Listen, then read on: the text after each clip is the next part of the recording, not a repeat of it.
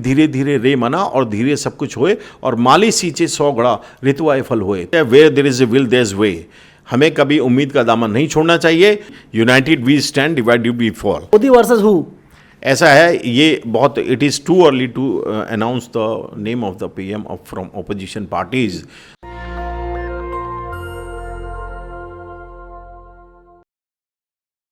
बहुजन समाज के मुद्दों को लगातार बहुजन समाज के लोग उठा रहे हैं। आपने देखा होगा कि रामलीला मैदान में बहुत बड़ा प्रोग्राम किया गया था और नाम दिया गया था बहुजन संसद।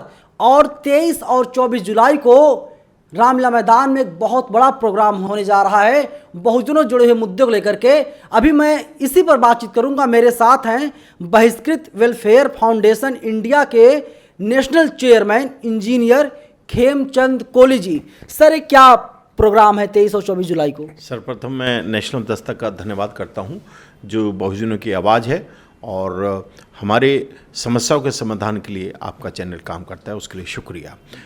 ये जो कार्यक्रम है बहिष्कृत वेलफेयर फाउंडेशन इंडिया, जो कि भारत सरकार द्वारा पास है और भारत सरकार द्वारा मान्यता प्राप्त है, ये जो हमारे बहुजन के मुद्दे हैं, देखिए ये हकीकत तो आपको स्वीकारनी पड़ेगी कि बहुजनों के मुद्दों पर कुछ काम नहीं हो रहा है। बहुजन खुद कुआं खोद रहा है और खुद पानी पी रहा है। ये जो हमारे मुद्दे हैं, इसमें हमारे क्षेत्रीय मुद्दे भी हैं प्लस राष्ट्रीय मुद्दे हैं, जैसे जातिगत जनगणना करवाना। ये आजकल बहुत ज़्यादा सभी ओपोजिशन की पार्टीज इसके ऊपर बोल रही हैं। सभी जो ओपोजिशन के राष्ट्रीय अध्यक्ष हैं अलग अलग पार्टी की, वो भी इसके ऊपर बोल रहे हैं। अब सभी एक मत हैं।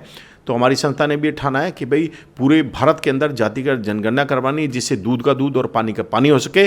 और जो अनुसूचित जाति को 15% जो आरक्षण प्राप्त है, और इसके अलावा अनुसूचित जनजाति को 7.5% है, लेकिन ओबीसी को केवल 27% प्राप्त है। जबकि ओबीसी की संख्या जनगणना उठा के देख लें पॉपुलेशन की, तो उसमें उनकी संख्या लगभग 56-58% है। वैसे 60% लोग बोलते हैं, तो उनके साथ तो बहुत ही अन्याय हो रहा है। तो ये ओबीसी को तो बाहर आना चाहिए। इसके अलावा अल्पसंख्यक लोग भी जो इस कार्यक्रम में रहेंगे। और इस कार्यक्रम में इसके अलावा मुद्दा है कि भाई सभी चुनाव जो हैं बैलेट पेपर से होने चाहिए। इसके अलावा जो हमारे सफाई कर्मचारी वाले भाई हैं, काफ़ी सालों से वो काम कर रहे हैं, 15-15, 20-20 सालों से, और उनको अभी तक पक्का नहीं किया गया है। इसके अलावा जो प्राइवेट सेक्टर है उसके अंदर भी आरक्षण का प्रावधान होना चाहिए। इसके अलावा जो क्रीमी लेयर की एक कैपिंग, एक बंदिश लगा रखी है सरकार ने, वो बंदिश क्रीमी लेयर पे से हटना चाहिए। सवाल यह है कि सरकारी नौकरी में आप लोग रिजर्वेशन तो नहीं ले पा रहे हैं, तो प्राइवेट में कैसे उम्मीद कर सकते हैं कि सरकार दे देगी? देखिए, अंग्रेजी में कहावत है, where there is a will there is way. हमें कभी उम्मीद का दामन नहीं छोड़ना चाहिए। और जो सरकार ने जो इनकम देने वाले जो डिपार्टमेंट थे, जैसे उपक्रम सरकार के, जिससे भारत सरकार को इनकम थी, वो भी प्राइवेट हाथों में दिए, उनका हम विरोध करते हैं। लेकिन हम ये चाहते हैं कि वो तो वापसी हो।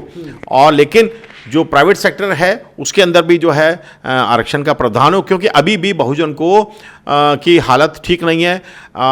देखिए, सरकार कभी भी महंगाई पे नहीं बोलती, कभी भी सरकार बेरोजगारी पे नहीं बोलती, कभी काले धन पे नहीं बोलती। तो लेकिन जो बहुजन है वो आज भी 90% हैं, और उसमें से केवल 5-7% की हालत सही है। बाकी सब जो है मिडिल क्लास हैं या लोअर बैकवर्ड क्लास हैं, बिलो पॉवर्टी लाइन हैं।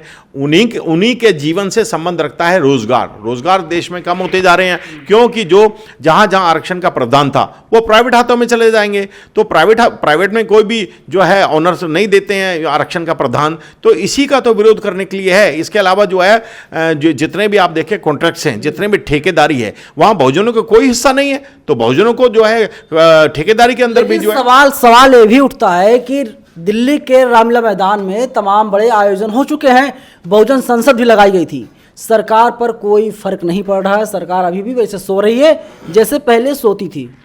नहीं जी, united we stand, divided we fall. अगर सारे बहुजन सोए नहीं हैं, अभी जैसे आप देखते हैं हर जगह बहुजन जो है उठ रहा है, जाग रहा है। ठीक है, इसमें थोड़ा समय लगता है, समय लग रहा है, लेकिन ऐसा कुछ नहीं। 2024 से पहले सभी बहुजन, आज ये वक्त की मांग है और परिस्थितियों की मांग है, और अब जो है बहुजन जाग गया है। और सारा बहुजन जो है इस बार एकजुट होकर के जो है अपना प्रधानमंत्री बनाने का प्रयास करेगा। और मैं ऐसा समझता हूं कि 2024 में बहुजन का ही प्रधानमंत्री रहेगा और देश को एक नई दिशा और दशा मिलेगी। और बहुजनों का जो अभी तक जो मुख्यधारा से दूर हैं वो मुख्यधारा से जुड़ेंगे, उनका भी जीवन जो है सम्मानजनक। चलिए बता दीजिए, आज बहुजन समाज से कौन प्रत्याशी होगा मोदी के सामने? Modi versus who? ऐसा है, ये बहुत it is too early to announce the name of the PM from opposition parties. तो ये तो एक मतलब अनुसंधान का विषय है, ये इस पे विचार चल रहा है कि कौन चेहरा होगा। अभी तो उसमें समय है और अभी से उसके बारे में कुछ कहना टू अर्ली होगा। तमाम लोग राहुल गांधी को भी बता रहे हैं कि राहुल गांधी जो है कि अगर देश के प्रधानमंत्री बन जाते हैं देश तरक्की करेगा। वे कास्ट सेंसस की बात करते हैं। ऐसा है, अभी जो जातिगत जनगणना की बात है, अभी वो सभी ओपोजिशंस के लीडर्स और मुख्यमंत्री या जो भी उनके राष्ट्रीय अध्यक्ष हैं, उन सब ने मान लिया है कि देश को आज, क्योंकि 1931 में जो अंग्रेजों ने जातिगत जनगणना करवाई थी, उसके बाद आप देखें 2011 में हुई, लेकिन उसको डिस्क्लोज नहीं किया गया। अभी तो ये एक ऐसा मुद्दा है जिस पे सारे एकमत हैं। और बात रही इसकी कि भाई मुख्यमंत्री का चेहरा कौन सा होगा, उसका मैं कोई नाम नहीं लूँगा। मैं बार बार कह रहा हूँ कि अभी उसके बारे में काम चल रहा है, उसके बारे में सभी ओपोजिशन पार्टी कर रहे हैं कि भाई किसको फाइनल करना है। अभी तो नाम किसी का ले, मोदी तो खुद कह रहे हैं कि मैं तो ओबीसी हूँ ना। ऐसा है कि हाथी के दांत खाने के और होते हैं और दिखाने के और होते हैं। मोदी जी जो है बहुत ऊंची लेवल से बात करते हैं और ज़मीनी सच्चाई मैंने आपको बताया कि जो बहुजन है, और आप सड़क पे चलते हुए 10 लोगों को रोक लीजिए, आप उनसे पूछ लीजिए कि भाई कितनी, अगर स्नातक है, स्नातक को 15,000 रुपये जैसे मान लो कभी प्राइवेट सेक्टर में मिलते हैं, तो 15,000 में आप क्या समझते हैं कि आप वो शादी कर लेगा, बच्चे पाल लेगा, बच्चों को? बहुत बड़ा अपने बहुत बड़ा सवाल है, लेकिन क्या रूपरेखा है जब प्रोग्राम होगा? ऐसा है, अभी ये रूपरेखा है सोए हुए बहुजन को जगाने की, उनको, क्योंकि ऐसा है कि सारे बहुजन आप देखें हैंड टू माउथ है, वो सारे लोग मीडिया से नहीं जुड़े हुए हैं और सारे लोग जो है समाचारों से नहीं जुड़े हैं। तो ये धीरे धीरे, और कबीर साहब ने भी बोला ना कि धीरे धीरे रे मना और धीरे सब कुछ होए, और माली सींचे 100 घड़ा ऋतुआए फल होए। तो ये एक ऐसा एक कंटिन्यूस प्रोसेस है लोगों को जगाने का, लोगों को सच्चाई बताने का। लेकिन एक बार बहुजन जाग गया और बड़ी जल्दी ही बहुजन जागेगा और अपने अधिकारों के लिए, बाबा साहब ने उनको पहले से ब्रह्मास्त्र दिया हुआ है, अपने मत का अधिकारों का प्रयोग करेगा और अपनी सरकार बनाएगा। कौन कौन से लोग आ रहे हैं और कितनी भीड़ इकट्ठा हो सकती है? ऐसा है, ये मैंने आपको बताया बहुजन लोगों का कार्यक्रम है, अनुसूचित जाति, जनजाति, पिछड़ा वर्ग। और मंच पे कौन कौन से लोग रहेंगे सर? लोग जानना चाहते हैं। ऐसा है, मंच पर जो रिटायर्ड जजेस हैं, प्रोफेसर्स हैं, डॉक्टर्स हैं, इंजीनियर्स हैं और जो भी इंटेलेक्चुअल क्लास के वक्ता हैं, जो बहुजन मूवमेंट पे बोलना जानते हैं, वही लोग रहेंगे और इसमें कोई वीआईपी नहीं रहेगा। कोई वीआईपी नहीं रहेगा। कितने लोग आएंगे? 1000, 2000, 5000, 10,000, लाख, 2 लाख, 4 लाख?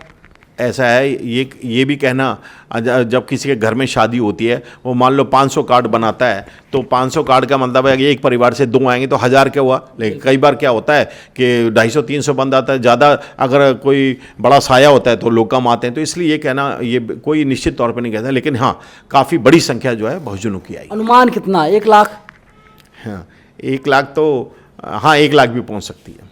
चलिए 1 लाख लोग आएंगे अपनी आवाज़ को बुलंद करने के लिए, अपने समाज की आवाज़ को उठाने के लिए, जिससे उन्हें हक, अधिकार, न्याय, इंसाफ मिल सके। और 2000 जी मैं ये बात भी बोलना चाहता हूँ कि जैसे बुनकरों के लिए, जो हमारे बुनकर भाई हैं, उनके लिए हमने बुनकर आयोग की मांग की है। इसके अलावा झलकारी बाई और कबीर साहिब के लिए हमने भारत रत्न की मांग की है और उनके प्रकट उत्सव वाले दिन छुट्टी हो। इसके अलावा जो कोरी समाज के जो सर्टिफिकेट पश्चिम उत्तर प्रदेश में सरकार ने बंद कर दिए हैं, वो पुनः जो है बनने चाहिए। अनुसूचित जाति के ऊपर एक ये अत्याचार है। ये उन बेचारों को अगर शिक्षा के क्षेत्र में और रोज़गार के क्षेत्र में या पॉलिटिक्स के क्षेत्र में अगर आरक्षण से कुछ बेनिफिट होता है तो वो रोका नहीं जाना चाहिए। चलिए, जो तमाम मुद्दे हैं आपने सुन लिया कि कबीर साहब को भारत रत्न की उपाधि दी जाए, उपाधि से सम्मानित किया जाए। इसके साथ ही तमाम जो बहुजन समाज के तमाम पहले के लीडर्स रहे हैं, उन लोगों को सम्मानित किया जाए।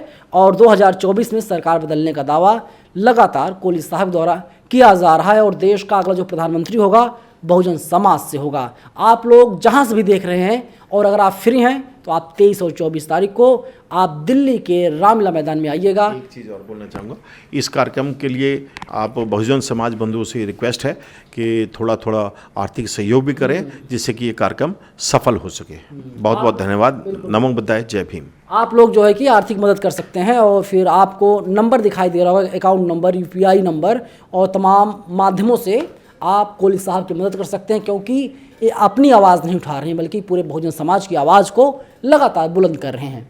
धन्यवाद। नेशनल दस्तक की आपसे गुजारिश है कि अगर इसको बचाना चाहते हैं तो नेशनल दस्तक को सब्सक्राइब करने के लिए रेड कलर के सब्सक्राइब बटन को दबाएं, फिर बेल आइकन की घंटी दबाएं। नेशनल दस्तक को बचाने के लिए बहुत ज़रूरी है कि हर खबर को शेयर करें, लाइक करें, कमेंट जरूर करें।